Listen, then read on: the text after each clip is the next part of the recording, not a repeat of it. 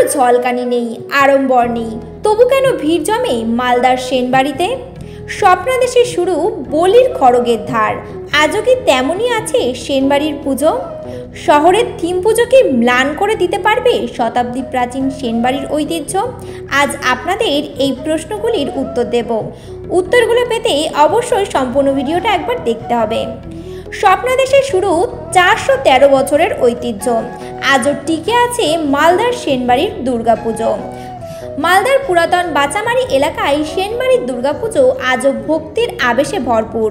413 বছর আগে মহেশ্বর সেন স্বপ্নাদেশে পেয়ে শুরু করেছিলেন এই পুজো। শুরুতে ঘট ও পট পুজো হলেও পরে মূর্তি পূজার প্রচলন হয়।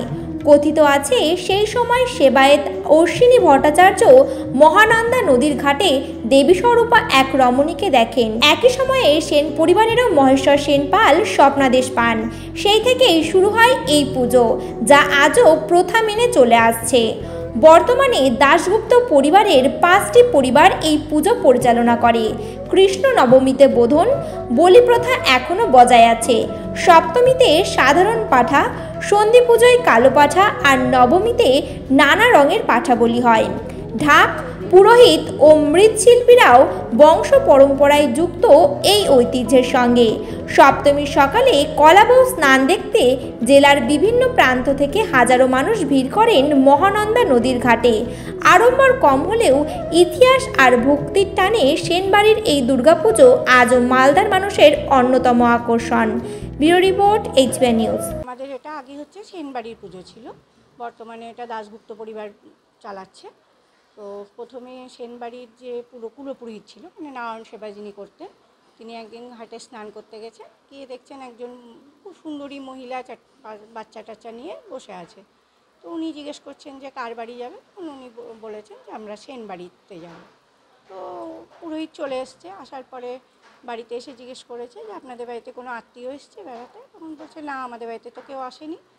তখন পুরোহিত চলে গেছে। তারপরে উনি ঘাটে গিয়ে, মানে পরিবারের যে প্রধান, তিনি ঘাটে গিয়ে দেখছে ঘাটে ওই কিছু বাসন রাখা, যেমন একটা দুটো পুষ্পপত্র, গাড়ু, পানের ডাবর, পান মশলার কৌটো, এগুলো। তো উনি বাড়ি এসছেন, আসার পরে রাতে ওনাকে স্বপ্ন দিয়েছে যে আমি তোর এখানে এসছি, আমাকে নিয়ে এসে প্রতিষ্ঠা করে পুজো করে। প্রথমে ঘটে পুজো হয়, তারপরে পটে, তারপরে মূর্তি করে। তখন থেকে 413 বছর ধরে মূর্তি পুজোই হয়ে আসছে। বর্তমানে দাশগুপ্ত পরিবারের সদস্যরা সবাই মিলে এই পুজোর পরিচালনা করছে।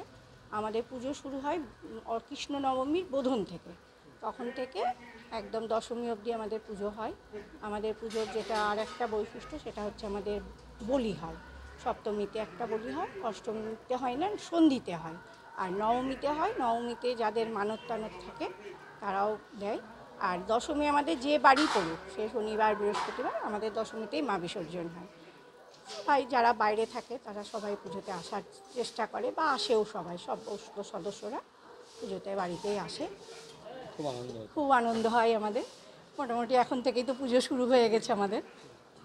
এটাই, প্রত্যেকে প্রচুর লোকজন আসে, মানে মন্দিরে আমরা জায়গা দিতে পারি না, এত লোকজন হয়। একদম পুরনো নিয়ম মেনেই এখনও পুজো চলছে, কোনো কিছু নাই, ওইভাবেই এখনও চলে যাচ্ছে। আমার নাম তনুশ্রী দাশগুপ্ত।